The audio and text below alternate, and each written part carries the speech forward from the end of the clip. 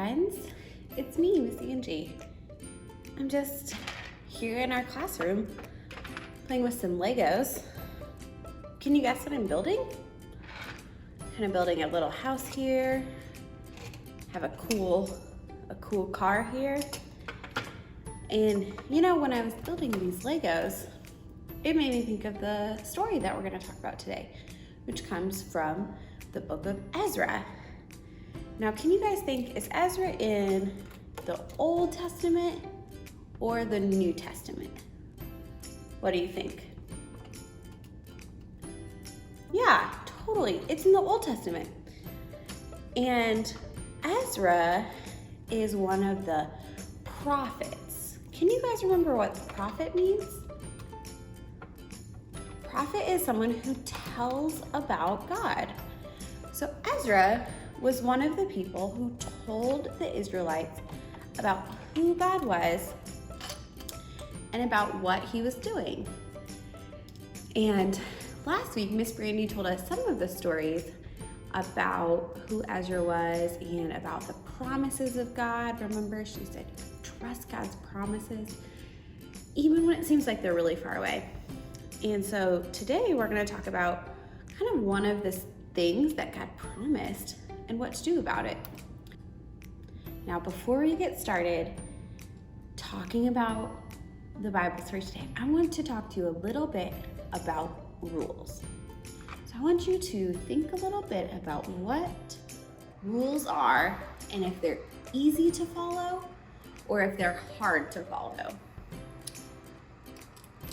I know one rule that's sometimes hard for me to follow when I'm driving. It's sometimes hard for me to go the speed limit. Sometimes I drive a little bit too fast. And then sometimes there's rules that are easy for us to follow because we think they're good rules, but sometimes it's still hard for us anyways. Or even if we're following it, sometimes we're sad. Well, this was what happened in the time of Ezra.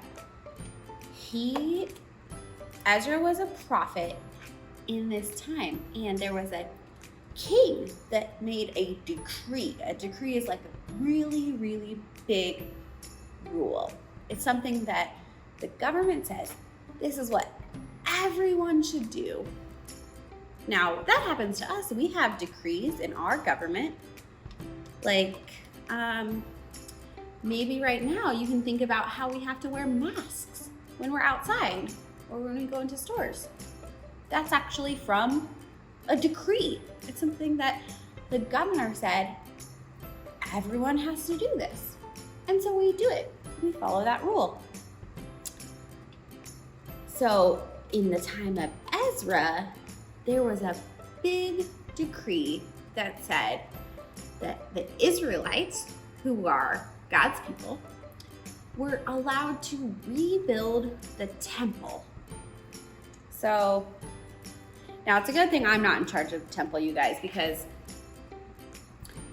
turns out this is not very good.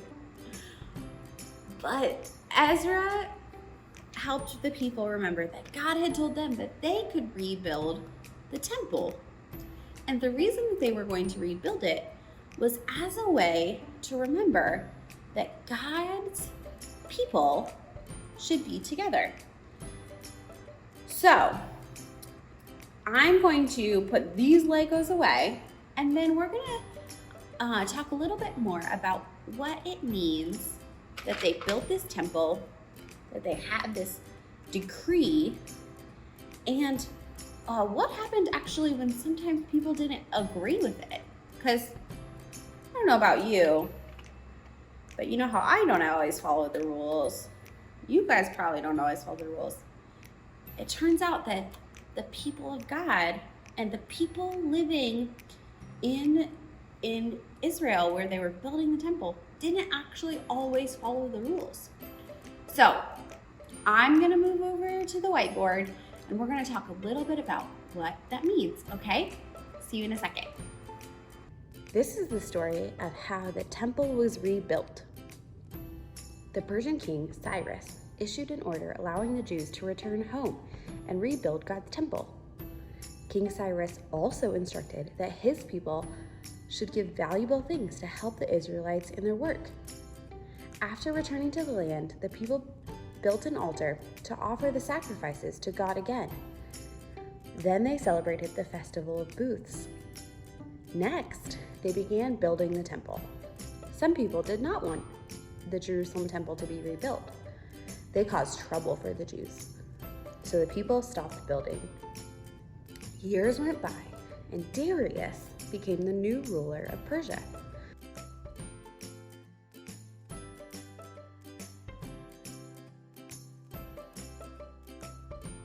God sent two prophets, Haggai and Zechariah, to tell the Jews to finish building the temple. The people obeyed and began to build the temple again, but faced opposition to people building the temple.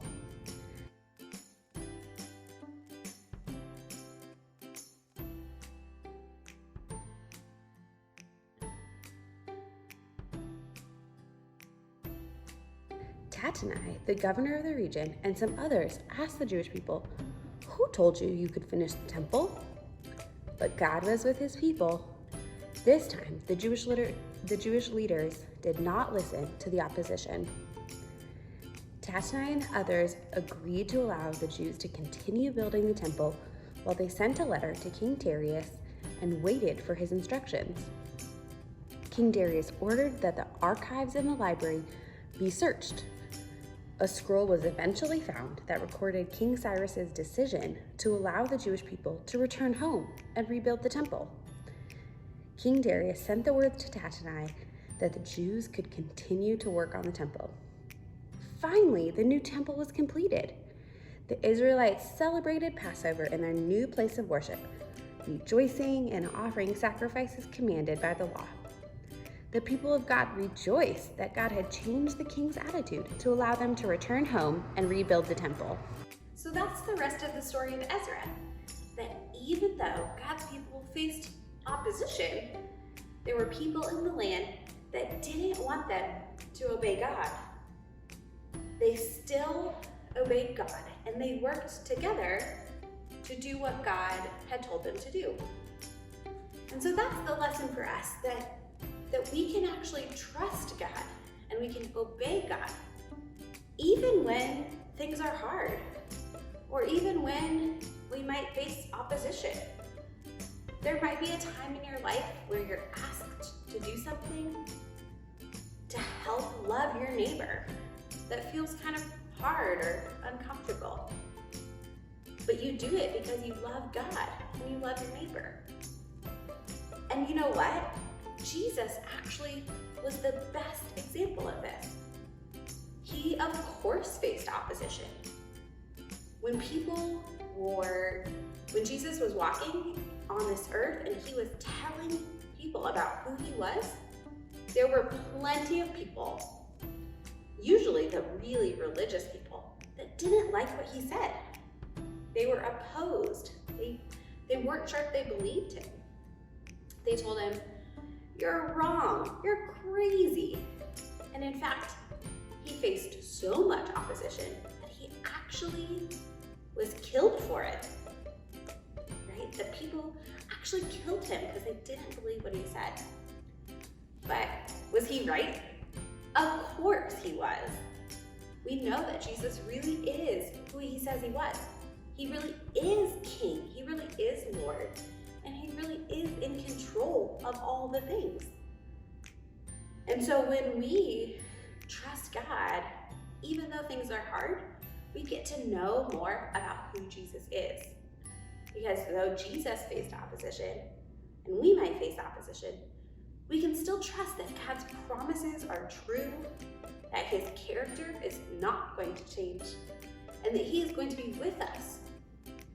So, when you leave today, or when you leave this video, you stop watching, I want you to maybe go talk to your grown-up and just talk about what it looks like to love Jesus and love your neighbor really well in this season, in this time, when there might be some things that are hard to do, or maybe some rules that are hard to follow, whether that's in your house, or with a school, or just in our world. How can we follow the rules and love God and love our neighbor? So I really love you guys, and I really love that I get to be with you, even though it's just on a video. Thanks for learning about Ezra with me, and I'll talk to you guys again soon. Bye-bye.